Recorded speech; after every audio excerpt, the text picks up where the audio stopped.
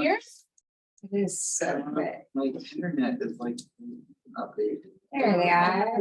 Every time I unplug from my docking station, my computer. Oh, I see. We need to just change the view, I guess, right? They said Yeah, it's silly. but now, like. I literally. Turn I on was things. like, okay. Like that one. It's time fine. You can just internet let really. that. I'm sorry. Okay, can you guys hear me? I'm like. Alicia, Betsy, Yep, I can hear you. perfect. Yep. So I just wanted to meet with you guys because we've had a lot of updates happen lately in HIM and stuff, so we wanted to just touch base with you guys, make sure y'all have the most current information. And kind of, in case you guys have any more questions for me. I don't want to take a lot of your time up, but I wanted to make sure you guys were as current as possible. So I just want to say, we of course are probably 80% new. So a lot of people are like, don't even really like have, you know, I mean, they've been Know who just we are. fighting to get to know their job, exactly. And we also really want to like be sure that when, you know, when we're sitting in front of someone, we're selling your program and Yeah. explaining your program, like you would want us to do that. So, Absolutely. you know, talking about those sort of selling points and, you know, when students are asking us just general, like, good fit kind of questions. So, Absolutely. And actually, that's why I put this together. And then after today, I'll ship it over to you. Awesome. And so if you guys have any questions, you can ask. You can. We're shoot also me an email. recording this, so we have a new person who's coming on and, you know, when we have new people come on, we'll be able to have some basics. So many new faces. Could you send some to my department? Because we're pretty sure right now. Just saying. Oh, Okay, so guys, HIM. Biggest thing to know is there is an HIT program at the associate level. We are HIM. Okay, that means it is a four-year degree. These are all just a few of the things that we can do. These are the most common things currently that we do. That being said, the ones that I didn't put on here are the basic ones that a lot of students, once they get going, they're like, I want to work from home and I really want to do just coding. No one comes into my program and goes, man, I would love to be a coder. Just so you know, that does not happen. If they're in the coding certificate program, possibly, but it never happens when they come into the actual program because we are one of the few programs that have so many options. One of the biggest problems that we have with students is them trying to decide what they want to be when they grow up because they have so many options. They can be HR, they can be in legal offices, they can be in hospitals, they can be in research, pharmaceuticals, you name it, we actually touch our hands on it. We do everything inside the hospital with exception of clinical services. Everything that is clerical goes through us one way or another, okay? That means we even have one of our previous graduates is even a CEO. So just so you know, we have our hands in everywhere, okay? They can do anything from the coding to the analyst to a big thing that we are now doing, actually we've been doing about the past 10 years, is physician education. When ICD-10 came out, which we're getting ready to go into 11, just fair warning, when ICD-10 came out, they required so much more documentation. And the doctors, when they had to go to the electronic system, first of all, they didn't know how to document properly. But the second thing was they didn't know what they had to document. Everything is in their head. Please understand, doctors are brilliant people, but they keep everything in their head. They forget to write it down. So our job as HIM is to educate people on what has to be documented, how it has to be documented, how it gets handled. All of those things are key, important factors for them to get paid, for the hospital to pay their bills, for malpractice suits. All of these things come into play. So this is where HIM comes into play. Okay. Yes. ICD, what is that? The International Classifications of Diseases. It is all of the diseases that are recognized by the World Health Organization. And that's why with this degree, they can use it anywhere in the world. Okay, this is not Indiana based, this is not US based, this is anywhere in the world because we technically fall under the World Health Organization. Okay, good, bad, and different, they're part of us. Fair enough? That being said, every single year, and you'll probably hear this from some of the coding students that may come in for their certificate, every single year, the students have to buy a new ICD book because there are more diseases every year. There are more codes every year. It is updated every year in August. Codes take effect October 1st, every single year, okay? So when students go, I have to pay for this book again, yes. That is the one and only book we will always look at them and go, every single year you have to buy this book until ICD-11 comes. ICD-11 has so many codes, they cannot print it. So once ICD-11 comes into play, then we don't have to buy the book anymore. It's going to be a beautiful thing. I can't wait, but I have already been trained on it and I am starting to educate the students on it now so that they are ahead of the curve and every other school on knowing both 10 and 11. Fair enough? Any questions on some of these positions?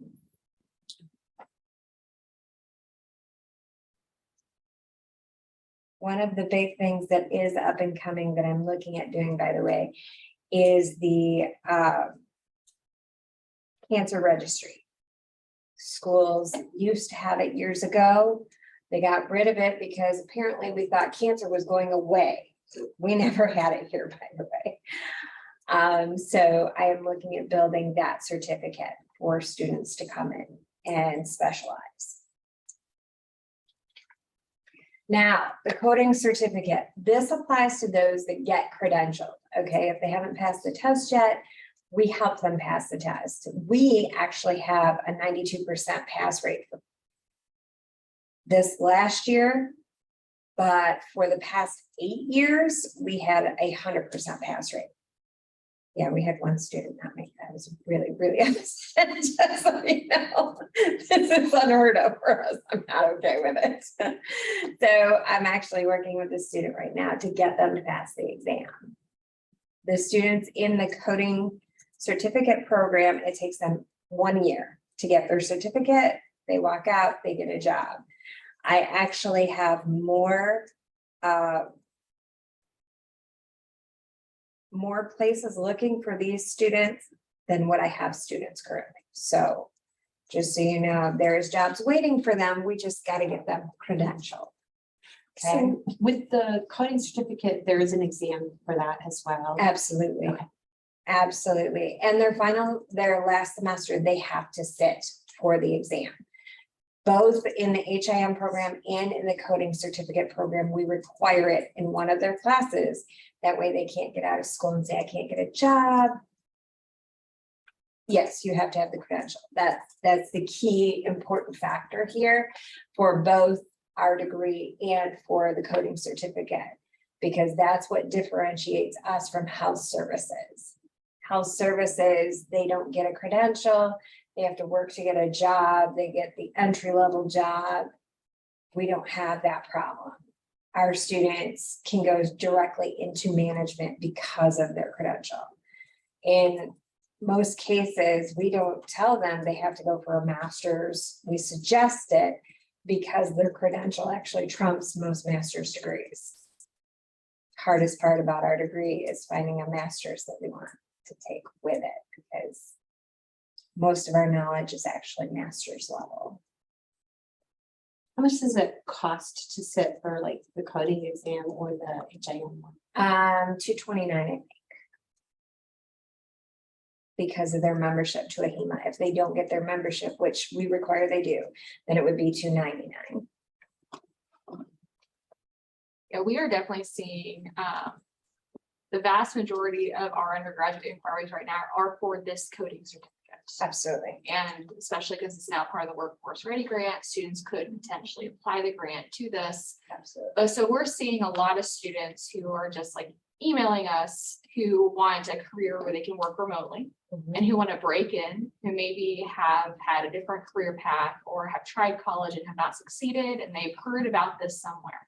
Absolutely. I want to pursue it. My question for you is when we're counseling these students, I know that there is a number of prerequisites that they need to complete before they can get into the coding certificate curriculum, like medical terminology and some other stuff like that. Yes.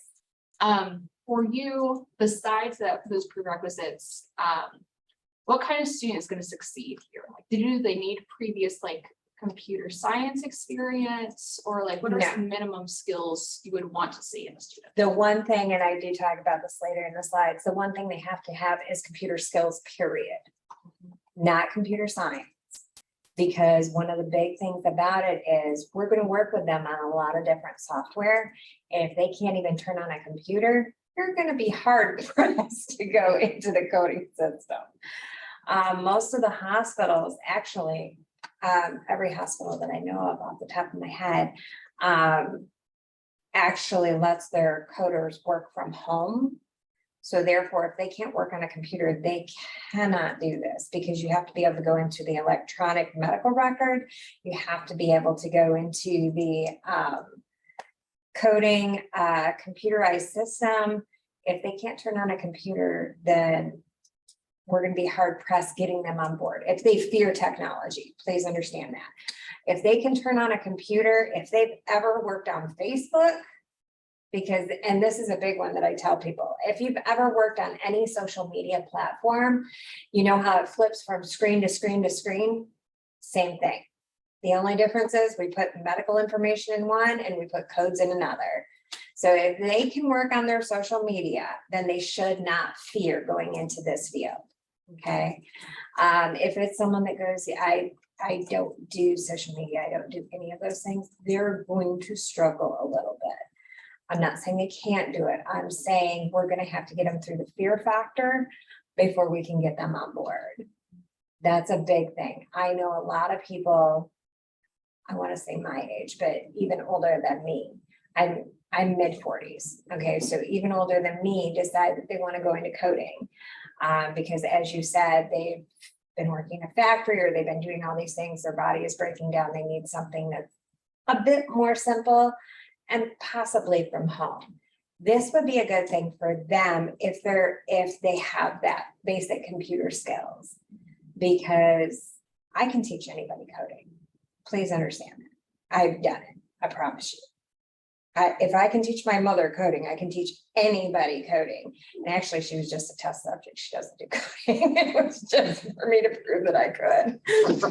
So that being said, it is possible, but they do also have to have focus. One of the things that I do run into is people who aren't willing to take the time to focus. They assume that it will just sink in. This is practice. Coding is exactly that. It's nothing but practice. It will go into your muscle memory, but you have to practice it. Because as I said, the codes are going to constantly change, but how you get to the codes never changes. So it's muscle memory. That's why anybody can do it as long as they're willing to put in the time. I'm curious, career-wise, once people are in the field, on a scale of 1 to 10, 10 being very high stress, 1 being very low stress, where do you think most people sit? Because I think this program is something that University College needs to know more about, HIM in general. With the coding credential, you're talking 4 or 5. Okay. With HIM in general, most of the time it's about a 6, but the higher you go, the higher that stress level will go, just like with any job.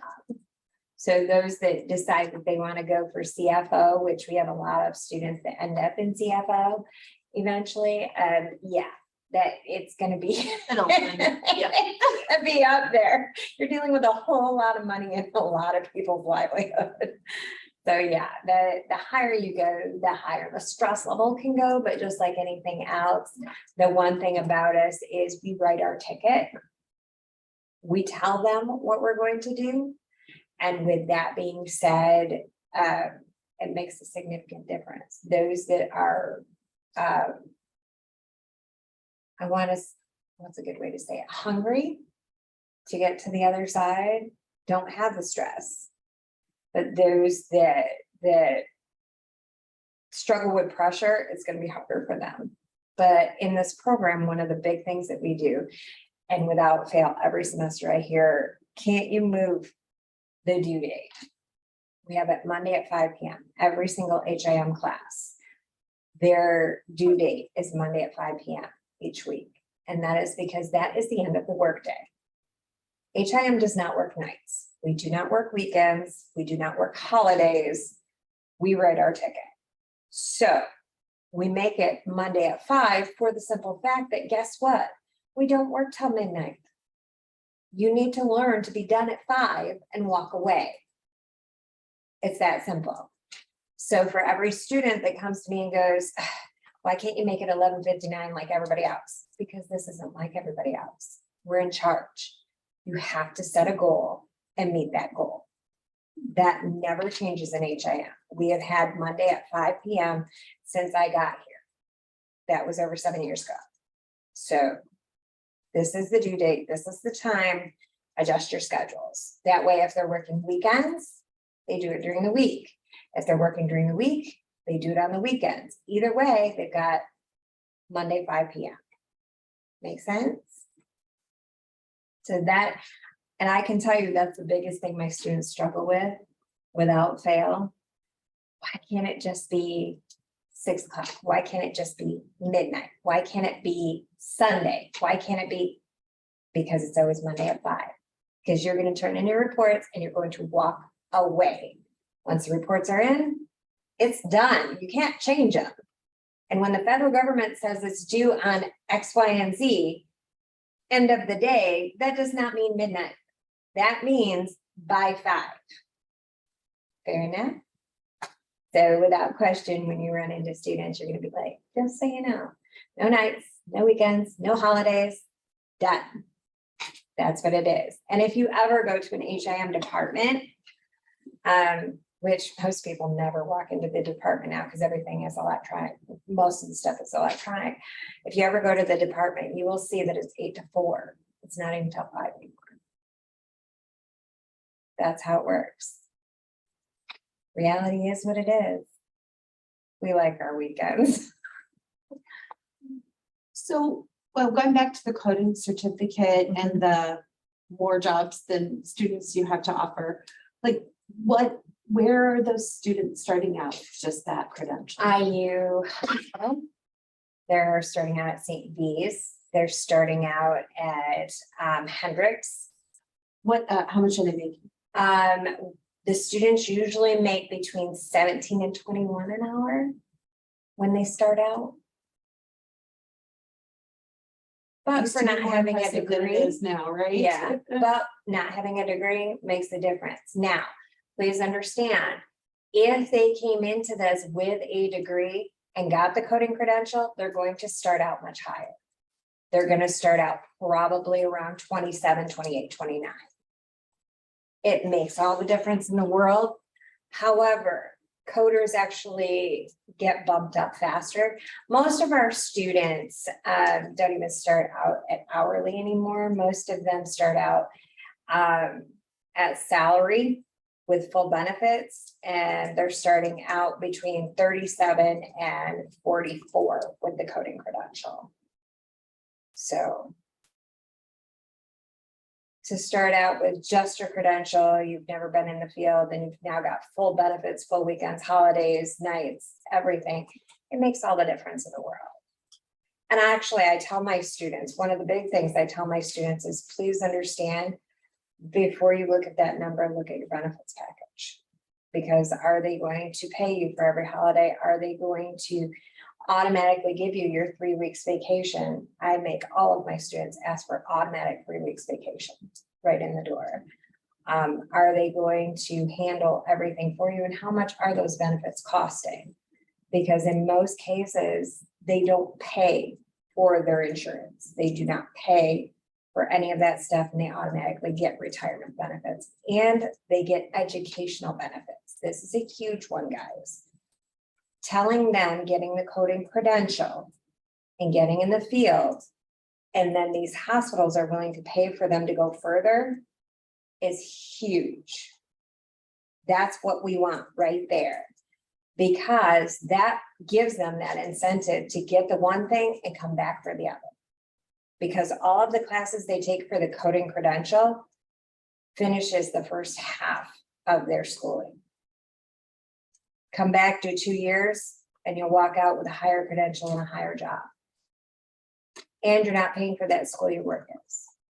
You kind of can't beat that, guys. Especially because these hospitals are the ones coming to me and saying, hey, we need. That makes all the difference in the world.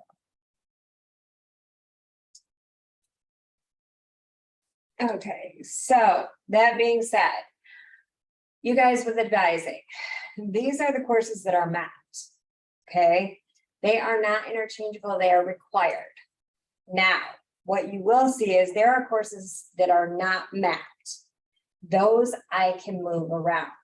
Okay, if they came from a different program and they've had computer classes already, I don't need them to take the 110 and the 120.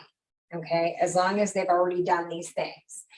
I just need to see the classes they've taken previously, and in most cases, I can say they don't have to do this one because they did this one.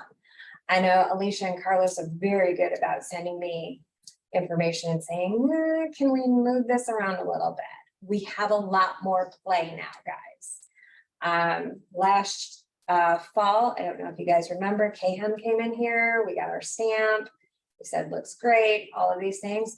The key thing to that was moving how many mapped courses we had so that we could then allow them to look at other places for minors, allow them to do masters in other programs, stuff like that, to add courses in, but we're not moving things out. Does that make sense? So there are a lot of courses that are not mapped. I want to say there's 10 or 12 of them that are not mapped. The big thing is noticing that the M400 courses and the M300 courses are the mapped courses. So the ones before that, we have play. There are some of the later ones that we have play with, okay? One of the big things about this with the mapped courses are there are certain projects that they have to do to prove the equivalency. It's not just to prove the equivalency, it's the information that's going to be on their exam. That's why they're mapped. They're mapped to their exam. And every year I have to report to our accrediting body how many passed the exam. And if we didn't have enough pass, I have to explain why. I don't want to explain why. So these are the important ones, okay? And the other thing, you were talking about the prereqs. These are prereqs that come into play with the HIM program. Now with the coding credential, they take these, except the biostats, they're not required to do biostats. They take these because it's all the medical knowledge, guys. What you will notice is this is all their medical knowledge to prepare them to do that field work, okay? It's actually been said by even doctors that we have to know it to that level, okay? We have to know we actually have more science courses than the nursing program. Because we are the ones that educate them. We are the ones that work with the doctors. So with that being said, these are really core important courses. Now, what I want you to know out of any of our courses, with the exception of their bio courses, the biostats and the 2 biology courses, they can test out. They can absolutely come to me. It costs nothing. They test out of it. If they pull a 70%, then they pay the, what is it, 60 bucks? 60 bucks, they get the credits, they're done. They don't have to take that course. That being said, the first time they take it, I do not give them a study guide. They take the test blind. If at that point They do not get the 70%. I then give them the syllabus, tell them the book that goes with the course. And I tell them they have to wait 2 weeks to take it again. 9 times out of 10, the students pass the exam for the test out. Okay, because if they're saying, I think I know this, they usually know it well enough to pass the exam. Okay. So, and I am a huge advocate for them to not spend any more money than they have to. Ask them if they have any previous experience or knowledge. Have them attempt the test. Fair enough. We do not want them paying any more money than they have to, because them not paying more money means they're coming back to us. Okay, the less money they spend the first time around, the more likely they'll come back to us, because they know we're not here to take advantage of them. We're here to push them forward. Fair enough? I have a question about anatomy and physio, Yes. because those aren't IUPUI numbers, like, is it, Yeah, they are. I mean, because It's the bio department. the subject code is BIOL-K generally. Oh, it might have a K. I know on the listing it's only L. I think it's actually biology in 207 and in 211. Okay. Yeah, okay, Well, there's 2 sets though. Remember, we have the online, we have the on grounds. Oh, So, and either one applies. Please understand, either one applies. I don't care if they take it on grounds or online. The big thing is about the on grounds, they have a lab. Right? So that's the big difference. That's why I'm an advocate for them taking it online. They don't have to dissect anything. Please understand, they're never gonna be pulling apart a frog. You're never gonna be pulling apart a person, okay? But they have the option to take either, like you said, I think it's 206, 207, 211 to 12. They're right on the thing. I know Michael Yard teaches one and yeah, those are the bio and classes, yeah. yeah, But yeah, I was trying to, so, but the online versions are those, they're not taught through us, and they're taught Yeah. through IU Online, okay, Michael Yard teaches one of them. I know that. gotcha. I actually worked with him to build the classes. So they are really, really good over in the science department. They work with us really well, guys. So if there's ever any question, feel free to reach out to them or tell me and I will reach out to them, because they are fantastic over there. They only built these for me 4 years ago, I think. Before that, it was only on grounds. Until they figured out. we Because I was in didn't- school science, because my students could take these when I was there as well, but Yeah, they were only built like 4 years ago. It might even be 3 years ago, but I think it was 4. It was one of the new things when I came in, I went, why are we dissecting? right. I mean, I was required to dissect, please understand, but it didn't make any more sense to me than anybody else, so. I didn't have a problem with it because I like the science side, but you will find out that most of the people going into HIM have zero interest in blood, guts, and gore. They want to work with patients, but they do not want to work with blood, guts, or gore. That's what we do. We are patient advocates. We are the ones that work with all the people coming in that have problems with making their final decisions, with their bills, with family members, all of the advocacy, all of that is HIM. So What are the classes they can test out again? any of them Any of them? that are with an M before them. Any class that has HIM, I have an exam for. And I just looked up those classes. They are BIOL-N 207 and Okay. 211. The other advantage of not taking the in-person ones, those are 5 credits, but whereas the classes that you and Professor Yard developed are 3. Yeah, Exactly. so it saves them 4 credits as well. Absolutely. Okay. Saves them 4 credits and saves them money. Huge proponent for this. So yeah, I will fix that on the slides for you guys. I need to fix it on my mapping too. That's not the mapping. That's not good. Hey, they approved it. That means they missed it too. Okay, so key things about this field. You guys were talking about this. We can use it anywhere in the world. Okay, travel is very common if they want to travel. I am a huge proponent for traveling on someone else's dime. This is the way to do it. Okay. Working remotely. Now, please understand, this is one of the things you're going to want to ask them. If they're okay with working remotely, or if they feel like they have to be in an office. Because we are 90% remote. Coming up on 95% right now. Okay. When COVID hit, my students were not missing sites because of the fact that we were already remote. We didn't have a problem with them doing their practicums. We didn't have a problem with any of that stuff. That is a huge factor. Now, whether it's a good factor or a bad factor is what you have to figure out with that student. Okay, because some students want all that busy hustle and bustle and want an office and want to, want that social side. Most of these positions don't have that anymore. They have meetings, please understand, but let's be honest, when you go to a meeting, how much of it is social? So that's the big thing to help them understand is it gives them the flexibility because they're remote, but it also takes away a lot of that social factor.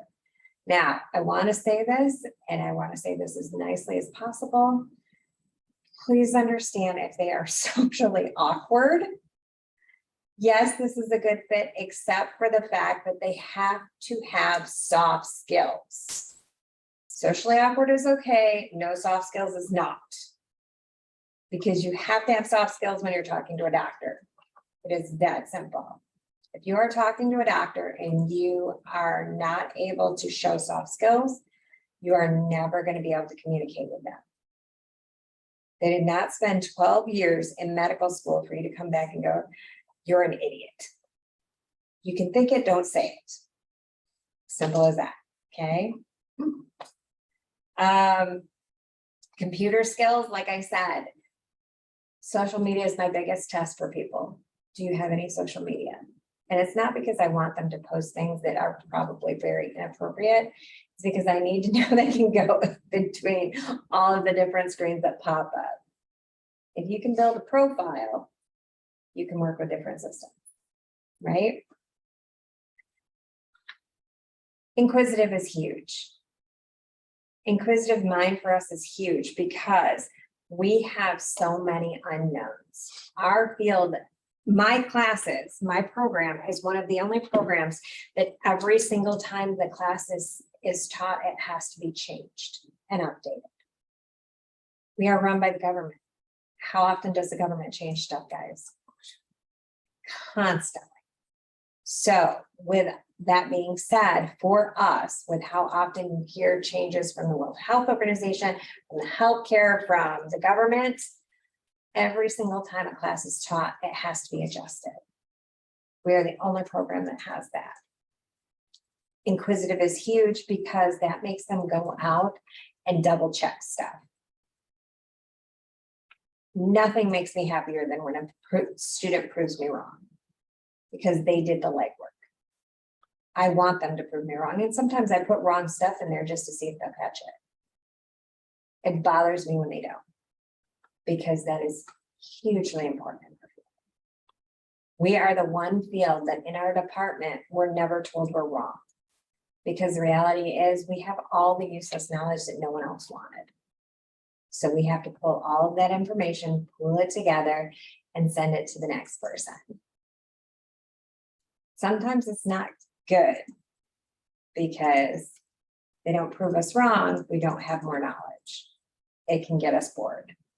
But in most cases, it's good to be clean. Fair enough? Now, other options that are up and coming. Currently, we have a specialization in HIM that the informatics students do. It wavers on how many at any given time we have in it, but we do have the specialization for them. Now, that does not allow them to sit for the RHIA exam. It just gets their feet wet. So if they decide that they are doing the computers in a hospital, they also have the knowledge of what they're working with. It does allow them to be able to help out in the HIM department, but they're not credentialed, so they can't go above technician. Okay. We have the coding certificate, which you guys know is very popular. That isn't going away anytime soon, just so you know. While enrollments may go here and there, the coding certificate is going nowhere. Because the reality is you cannot code without a credential. It is not allowed by the government. It is not allowed by the hospitals for obvious reasons. It is not allowed by the World Health Organization. You must have a credential. Okay, so our coding certificate, it's not an up and coming, it's an always. Okay. What we do have coming is a post-bac. It is actually going in front of the next step in August. They've made it through the first step, so they're going in front of the next step, the next board, to see if we can get it a code or a number. That certificate will allow those math classes and stuff, will allow students to take those math classes and stuff with classes they're already taking in other programs. And they can get this certificate to sit for the exam. So say they got a degree in health services. I can look at the classes they took in health services, compare them to our classes, make adjustments, and then they would be able to sit for the RHI. So is this a special certificate for those who already have a degree in another area? They can take it while they're getting the degree in the other area, or if they already have a degree in another area, yes, we will have them do the test outs. They should pass, quite honestly, about 75% of them, and it would narrow it down to about 10 classes or less, and they would be able to sit for the RHIA, which is huge because there are a phenomenal amount of degrees out there right now that they cannot get a job. Anyone with an RHIA can get a job without question. There is such a shortage, it is pretty ridiculous. When I was writing the post-bac, the first time that I ran the search to see how many positions were open, just on one website, there were 9,000 positions open looking for that credential, just on one website. So it will be considered an undergraduate certificate. This is the argument that's being said right now. Yeah. They're not sure if it's gonna fall under a undergraduate certificate or if it's gonna fall under a master's certificate. Okay. The board that they go in front of in August will make that decision. Because there are only 11 schools that offer this currently in the world. And it is not clear on which way they're offering it. So we couldn't go by what they're offering because we don't know what it's actually offered as. They have them all listed as different names. And the goal is to allow them to be eligible to sit for the RHIA exam. Absolutely, because the biggest problem that I run into, especially even for HI students, they may graduate with the HI and then they can't find a job. And they say, well, I just want to sit for the RHIA. Well, that's great, but you didn't do the 4 years that it took to get there. So I'm giving them a leg up, so to speak, to get it done faster if they choose to do that, because that's a huge thing. The credential, like I said, makes all the difference in the world, guys. You have a lot of students out there getting degrees and stuff, and they think they know what they want to do, but then when they get out there, they can't find a position, or it doesn't pay enough, or it doesn't give them the flexibility they need as a mom or a dad or whatever. Because please understand, the reason I chose this field was because I had a sick son. It's that simple. And I knew I wasn't going to be able to work in any other field because every time he got sick, I had to be at the hospital with him. I needed a job that would work with me wherever I was, whenever I needed it. And this was the field that allowed that. And my kids will tell you that too, because for the first 7 years of their life, I was a single mom. with two boys, one with Asperger's and one that was in pulmonary failure. So I needed something that didn't have to keep looking at my boss and going, I need 5 more days off. I need another week off. This, I didn't have to tell my boss anything. I could do my job right there from the hospital. Piece of cake. That makes all the difference in the world. And it also makes the difference, guys, in this day and age, dads want that. There are moms out there conquering the world, and dads want to be able to work, but someone's got to be able to take care of the kids. This gives that option. It makes a big difference. Another area, like I said, when someone's body is breaking down and they can't leave the house because they have no immune system or whatever the case may be, this allows them to do something and not sit there and have to just live with that. The reality is, like you said, 17, 21 bucks an hour. When you have no income, that helps. But starting out at almost 50 to work from home, have full benefits and have everything like that makes a huge difference nowadays. Especially when you're in the second income. That pays off your debt, guys. That's the important part. Make sense?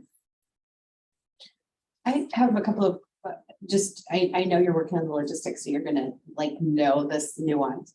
So like if we have, I'm thinking about what Carly said about, university college students who are going into, and they're especially on that health side where they're sort of, you get a lot of students who are like, I know I kind of like this field, and they're in between. But if they've gone pretty far into a degree, let's say they've gotten into their like junior year, and now they're sort of like back in that place where they want that more flexibility. Is that the intention of that post-bac where they've gotten a lot of that? Or would they be better served to just do the coding certificate? It seems like because they maybe want to sit for the exam, which is going to give them more options. Yeah. In most cases, I would tell them to test out of the courses because they got so far in, test out of the courses, and then they could get the HIM degree in no time. Okay. That's what I would tell them in most cases, because it does trump it a lot. Like, But if they're already like really wanting to sort of graduate, if this becomes like a master's certificate, then that's something that they're gonna do added on to the end like they do with nursing. Because I had lots of students who went through FIS and then forensic science, and then they they're like, you know what, I think I want to be a forensic nurse. Right. So then they would do this sort of add-on, which was easier to get into too. And that's kind of where this the population it serves. Okay. Yep, absolutely. And like you said, it's a matter of how fast do they want to hit the ground running. That makes a huge difference. And the main issue is you have to have this set of stuff before you can sit for this exam. You cannot just say, oh, I know this stuff and apply for the exam. Right. They can't apply for the exam without my signature, period. You have to have a program director's signature. So it's not like they could bypass me and go sit. They have to have my signature. So I know who takes the exam and who doesn't. Because it has to go through me. And rightfully so, because the reality is when a student comes from this school, they're going out under my credential. Until they've got their feet wet, until they've got their own credential, they're going out to work under my credential. And in this world, one of the big things that you'll find in our classes is it's a huge ethical and moral compass inside the classes.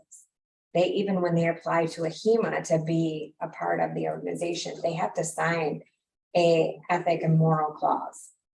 So if they end up breaking the law, guys, while they're out there, once a HEMA gets word of that, you're out, period. Even if they have the credential, if they do certain things, once they have it, they're done. There's no coming back from it. And unfortunately, our world is so small, we don't have enough of us. So therefore, we all know each other. So if they think they're going to slide by, it doesn't really work that way. Like I have Like I said, people in Dubai reach out to me. That makes a huge difference, guys. We're not talking about here local, we're talking everywhere. Any questions? You guys are like, this is so much information. I'm so sorry. I'm so sorry, guys. It's great. Okay, that's it. Oh, wait, no, digital health. You didn't tell us Oh, about that. digital health. Okay, digital health. We're talking about it being next fall. Digital health is our newest upcoming because you guys know telehealth came into play. Okay, when telehealth came into play, a whole lot more laws and regulations came into play. So we are building a digital health certificate that will be a standalone, just like our specialization in HIM, that would allow students to help out in those HIM departments, help out in the CS department, do those places. It just doesn't allow them to sit for the HIM. But it will have a credential that goes with it. So it does give them a credential again.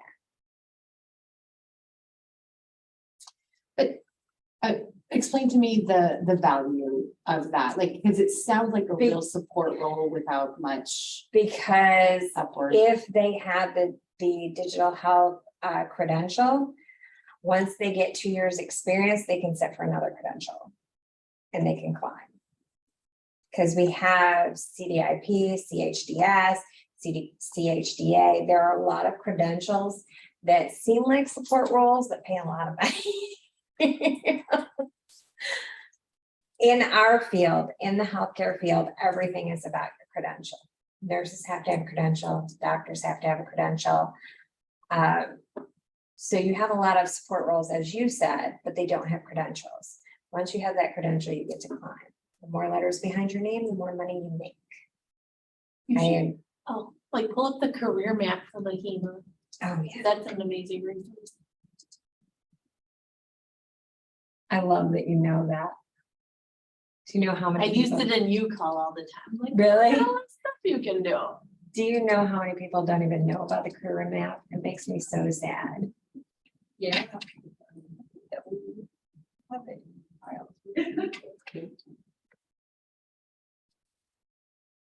Yeah, it makes all the difference in the world for people to understand. So this AHIMA career map actually shows you the different positions and where the different positions go into play and how they work with other parts, and tells you all about the positions now. So one of the big things is noticing that we have emerging, and this gets added to every month, by the way, have emerging careers on how they actually go together and how they work together. So whenever someone is talking to a student, I always suggest that they take a look at these so that they can see the different areas, because these is not even an eighth of them. They're just the most common names to send them in the right direction. And it shows you exactly what I was just talking about with the entry, mid-level, advanced, and mastered areas. So for that, when I talk about digital health, you would start out working with these. And by having the credential, it allows you to start going here. It jumps them to the next circle. And then once they've been in that circle for 2 years, they can go to the advanced level, work their way out. Because one thing about AHIMA is that we're huge proponents for your experience makes a difference. It's not just about the degree, it's about taking that and showing the experience. Show us your skills, because those letters behind your name mean you already become an expert in that area. We want more letters behind your name. We want you to have more money, quite honestly. AHIMA's whole theory is we're going to take over the world. Just watch us. I have a question that I feel like I get sometimes from students. Okay.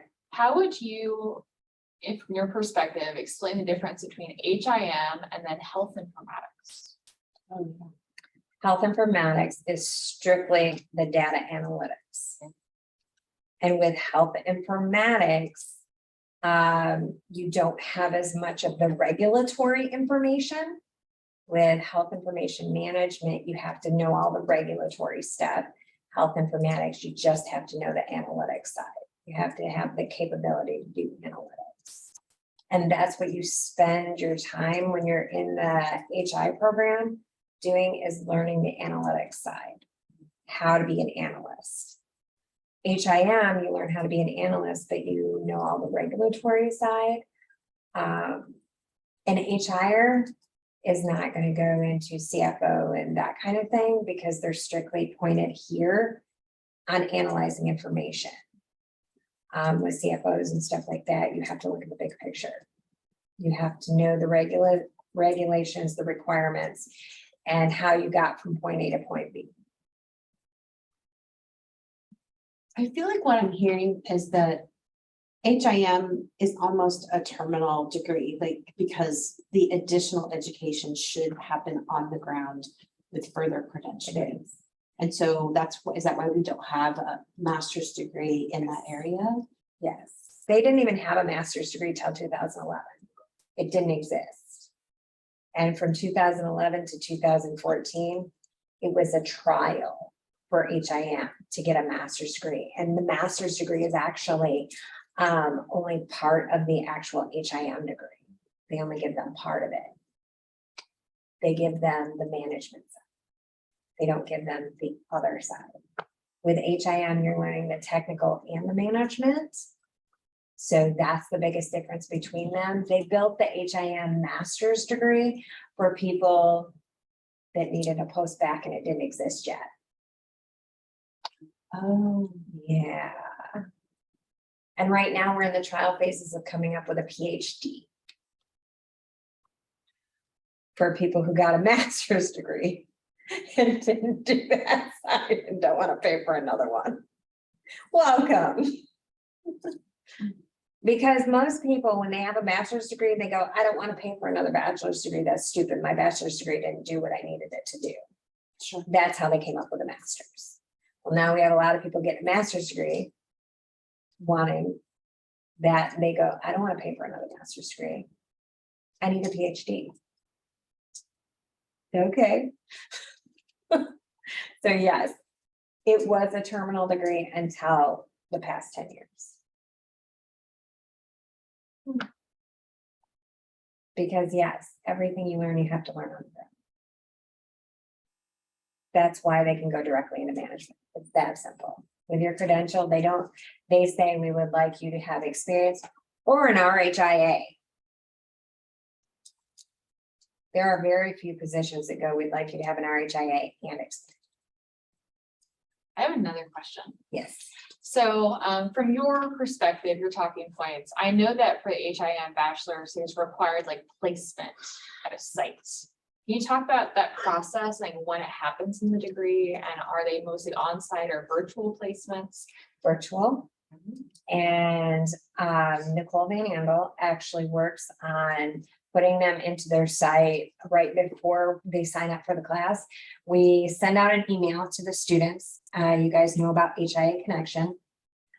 We send out emails to the students that say, if you're signing up for practicum, we have to know now because we have to get their resume. And then we have to help them fix their resume because without question, it's not HIM. Normally it's a basic resume. So we help them update their resume and then we pick sites that they would be a good fit for. And we have them interview with those sites. In most cases, we have them interview. There are some sites that go, just send them to us. We got it. We can fix anything. Just send them to us because they're that needy of HIMers. Do they usually spend like a semester, a full year in practice? There are 4 credits. So it's the 443 and the 444. They can choose to take them all at once, or they can choose to take them over 2 semesters. They have to get 240 hours total. For the coding credential, it's in 1 semester and it's 240 hours total. Both of them have practicum, just so you know. And yes, 98% of the time it is remote. Are those paid? Not for practicum. Okay. We do have internships that Career Services actually is in charge of the internship. We will help them get into the position. But Career Services oversees them in that internship to make sure that they keep doing it. And in order for them to do the internship instead of the practicum, they have to send us the job description, they have to send us a letter from the employer. And then we will evaluate if it actually meets what would be practicum, and as long as it does, then we sign off on it and let them take the 485. M485 is internship. Because we would love for all of them to get paid. Some of our students are not ready to get paid. Even with soft skills, like I said, soft skills, we have soft skills now in 6 classes because it got so bad with some of them because they've only ever dealt with virtual people. And unfortunately, right now, everybody feels they can say anything. And unfortunately, it doesn't work that way in healthcare. There are certain things you absolutely cannot say. And so we're trying to teach them that pull back a little bit. It's all right. They can don't say it.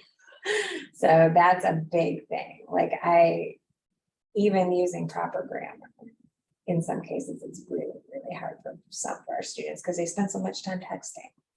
So we have to tell them, okay, from here on out, when you text, use full sentences. Because you're going to start doing this with an employer. You're going to start doing this with a hospital. You're going to start doing this with a doctor. You have to do this. And FYI, anything you type up could be used in a court of law in our field. So I really need you to be careful what you type. That's a huge thing, is explaining to them that once you become an expert, you can be called into court to represent this information, to represent all of what happened. So we need them to be very careful what they're actually putting in writing and doing, because if it wasn't written, it didn't happen. And if it was written, it can be in court. Pretty straightforward.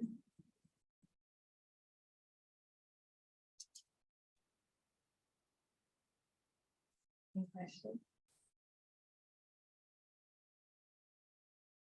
So I know that you have had some initiatives, like trying to get the message out to campus and things like that.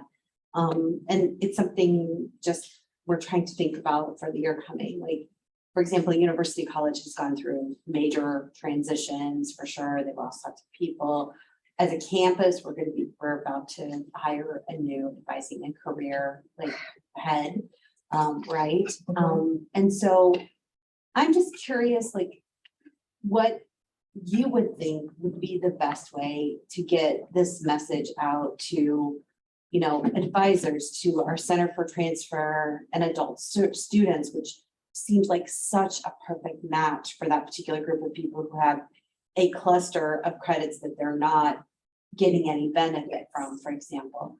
What would brainstorm, tell me what kind of things you think that should be being done to like get that message out there. I can tell you that I go speak at University College 2-3 times a year, and that's where we get majority of our transfers from.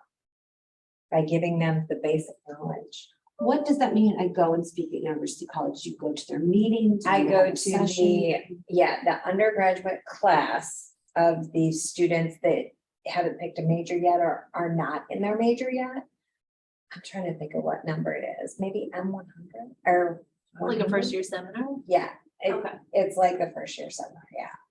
And it's the ones that they want to go into nursing, they're not in the program yet. The ones that want to go into radiology, they're not in the program yet. Ones that are undetermined.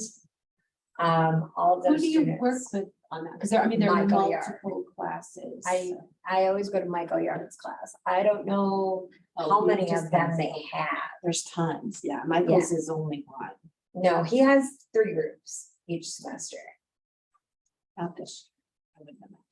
We're all mandatory bridge, so anybody who's teaching multiple sections.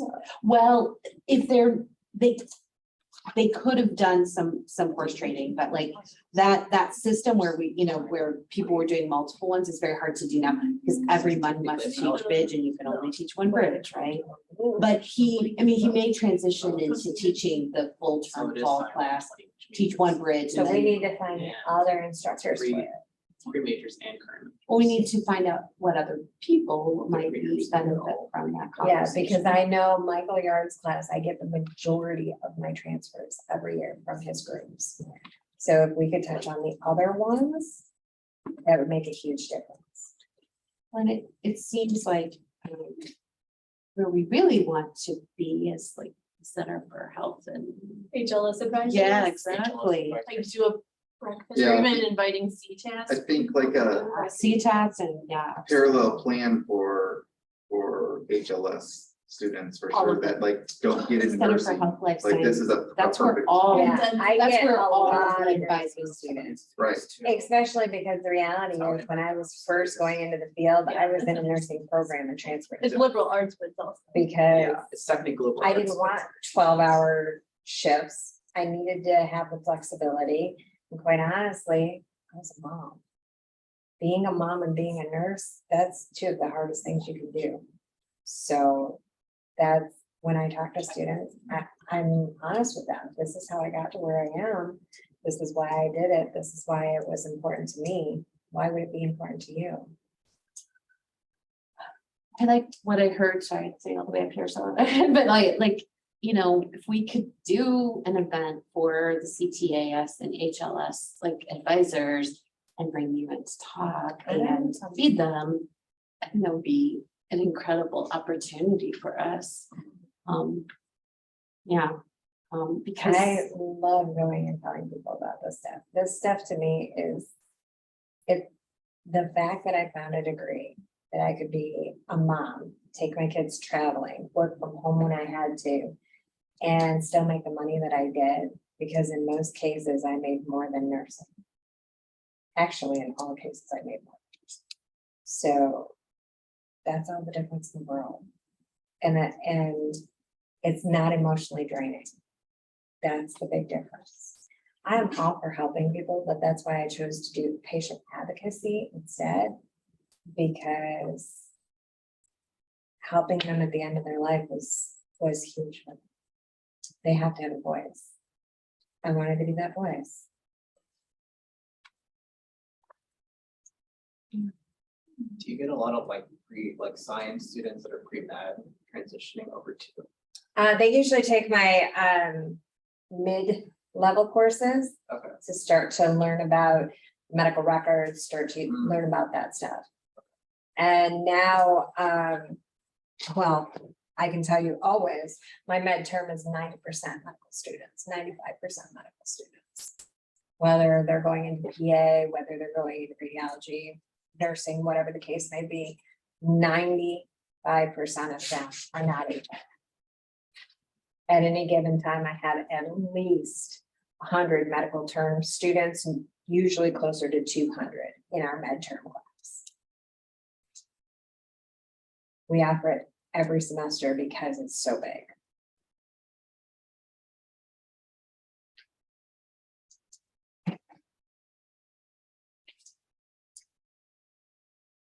I do have a question for you about, like 2+2s and transfer students from outside of IUPUI. I know that for us, the goal of ours is to work more with Ivy Tech this upcoming year and like get into classrooms and make connections with faculty there. Are there other institutions that you feel like you personally might have a great connection with, community colleges in the state or outside the state, that could be good opportunities for us to build relationships Vincent's. with? Yeah. I was gonna say Vincent's too, yeah. No question. Their program director is amazing. Last I knew, we had a 2+2 with them, but double check. Yeah. Alicia's just been updating them this summer. Alicia, do we have a 2+2 with Vincent's for HIM? If we do, it's not active. We need to update it. I'll reach out to you later to get the name of the program director there. Absolutely. Do you like hold information sessions for people who are working at like Franciscan or IU Health about like finishing the whole degree? We have not, but that's something that I'd love. to I talk talked about someone doing that like 5 years ago. So that sounds When like. none of us were. The opportunity. No, Thanks, Lisa. people are just rounding out. Yeah, And then COVID. yeah. On top of And it. then it was an all new stuff. Welcome, everybody. No, I think that'd be a wonderful opportunity for a lot of our programs, and especially this, and targeting folks who work in hospitals.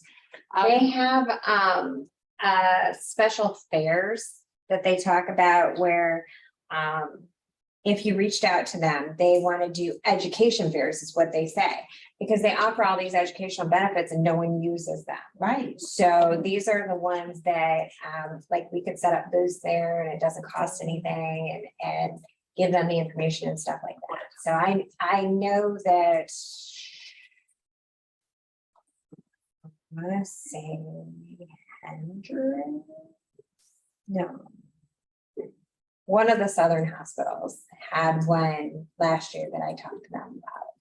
But yeah, like I know check with community and all of them because it is a huge thing that they offer all these educational benefits and no one uses them.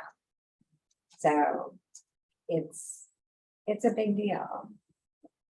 Yeah, well, that's a great lead. I'm gonna look into it. Especially because IU Health, Community, Vincent, we're their main hiring person is from us, so. So what about the idea of doing like an info session for people who expressed interest through the workforce development grant? Just like with you, like to do a virtual session. Have we thought about that idea? Yeah, that's something that we could definitely do this fall. Something that we're experiencing, Lisa, is that we're getting a lot of leads from the Workforce Ready Grant program, but we're struggling with the fact that many of them are not admissible to the university.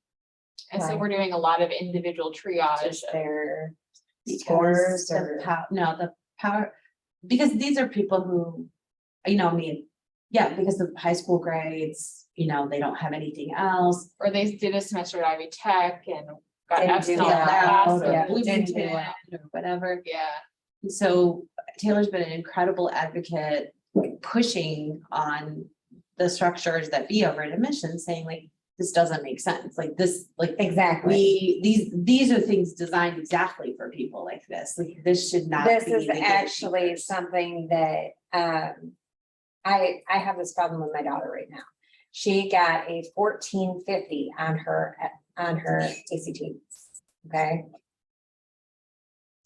That's a great score, but her high school grades weren't good. And she did one semester at Ivy Tech and didn't drop the classes, so she failed those Yep. failed all but one class. And quite honestly, I think that teacher was asleep. That's how she passed that class.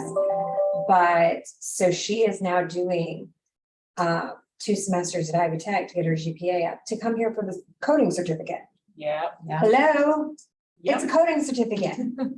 Let them do the coding certificate and show they can do it. And if they can't do it, no harm, no foul. But you telling them they can't come here for a certificate is absurd to me. Yeah. Well, We're seeing that same story a lot, and we're hoping to find a solution to it. it affects the like boot camp as well as. Absolutely. All 3 of our workforce development grant approved certificates. So. Oh, yes, I know the gatekeeper. Matt maybe basically was like, how would you characterize his response? I don't know if we have the power to change it, but let's talk about it. So but there's going to be a new leader in and like, I don't know if it's better to try to we're trying everything we can to help them get that this doesn't make Yes, sense. I firmly believe that if they're coming in for their certificate, stop it. Yeah. Stop having the gatekeeper. Now, if you're talking the degree, fine, have the gatekeeper, that's fine. Have them prove themselves with the certificate first. I just told you that's the first 2 years of their school. Not a problem. But if they're coming for a certificate, there shouldn't be a gatekeeper. Most of the time, they don't get an advisor. They didn't used to get an advisor. They signed up for a non-degree seeking, they were brought in and done. So, Then they can't qualify or use their like aid and our workforce development grant, you have to have Right. all things, right? Yeah. So you can't Double-edged sword. go around, yeah. Oh, So we make it more accessible and then we close the door further down the Yes. road. That's what we did. And not even open a window. Nope. It's like, There's no. yeah, you're right. You can use your 21st century scholarship, or you can use your financial aid, or you can use these benefits, but now, oh, by But the you way, didn't qualify. you don't qualify because if you're Because- in non-degree status, then we'll be flexible, but if you're not and you can use your financial aid, then we're not gonna let you in because of Right, you forgot to drop your classes at Ivy Tech. right, exactly.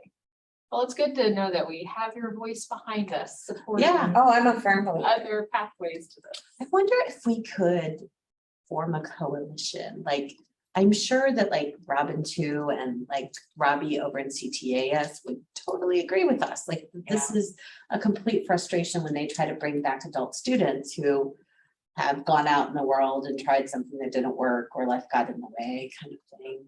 Yeah. And how can you say life didn't get in the way? Did you look at the past 5 years?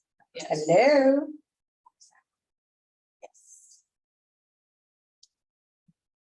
I just feel like with the idea that emphasis, going back to that, the info session, like, I do think that for people who are in a good place, I mean, I think a lot of people, you know, they see this benefit, they get an email from workforce development that says like, you could do these cool things.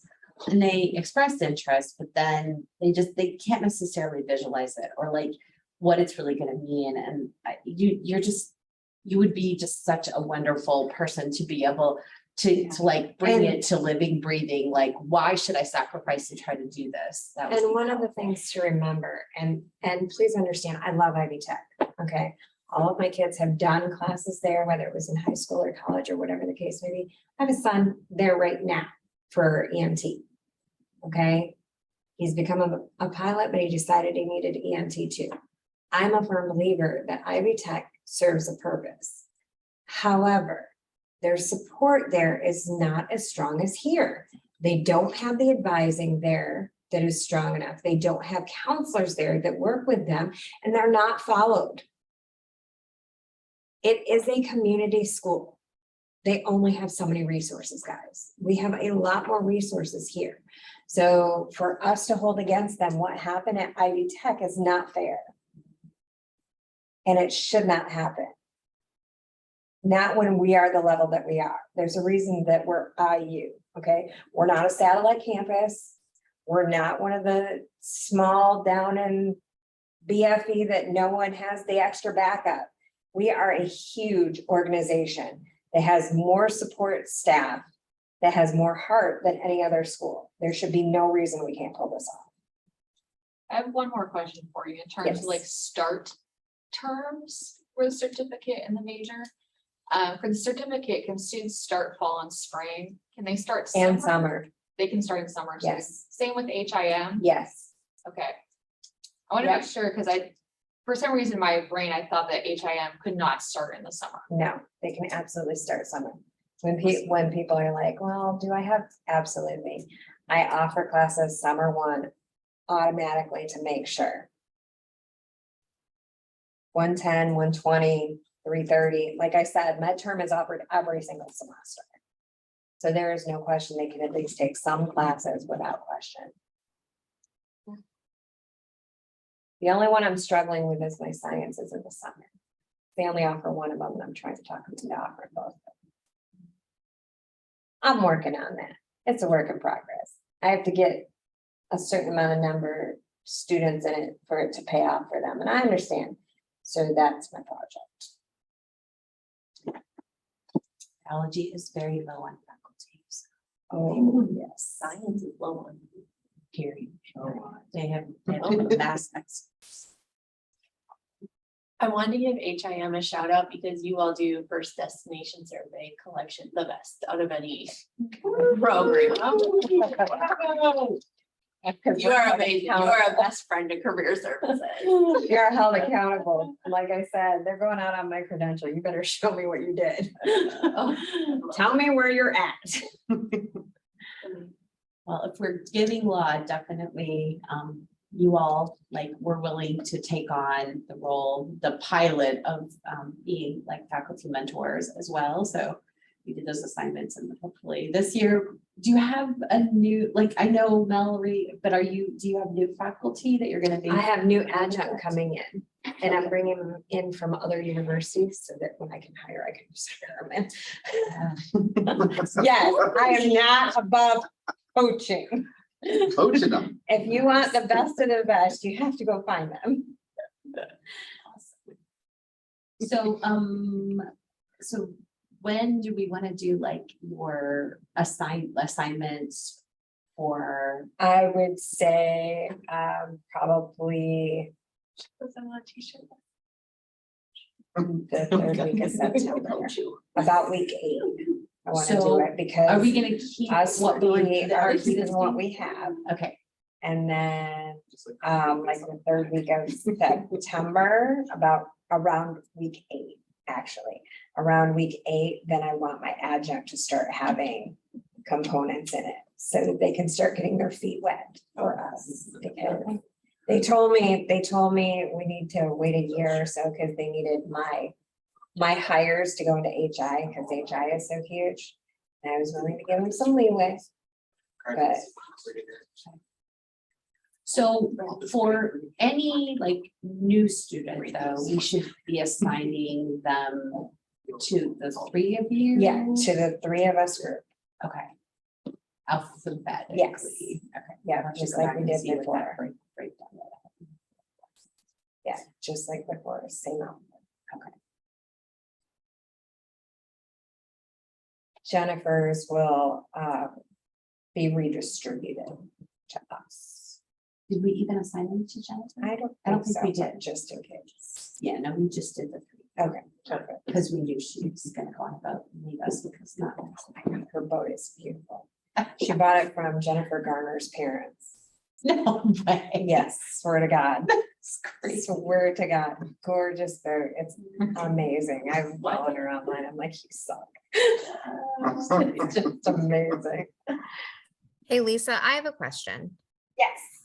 Does the RHI, so does the HIM 490, do students have to pay for the test outside of the class, or is that wrapped into the cost of the course? They pay for it outside of the course. However, the book that they need for it includes the test. So as long as they bought the book they're supposed to, it's including the test. What about for the coding certificate? That one, they have to pay for the exam. We haven't got AHEMA to bundle that one yet. We got them to bundle the other one. It was progress.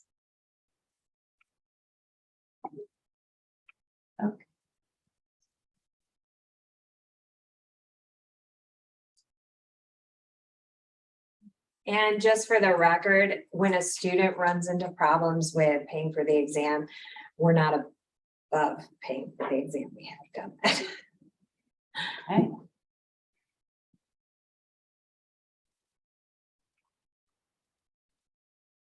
How much is the exam? 260. You said 229. 229 if they're a member, 299 if they're not.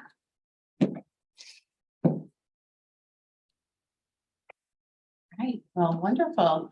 All right, well, it's 11:55, so any last minute questions? I didn't mean to take so much time.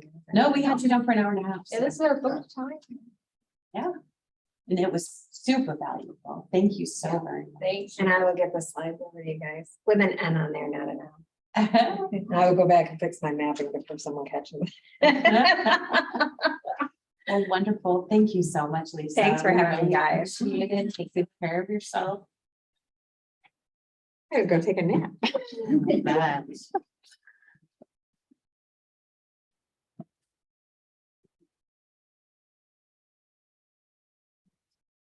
And you guys know if you need anything, shoot me an email and I usually get it back pretty quick. All right, I'm gonna look into I'm probably not gonna do any assignments now because we'll have some moving around and last minute people, but I've been done with like orientations. We'll do that into the first couple of weeks of. And if you set up the, speaking to other people, let me know. Hey, Lisa, I have a student question for you. Yeah. Oh my goodness. Question. Okay. So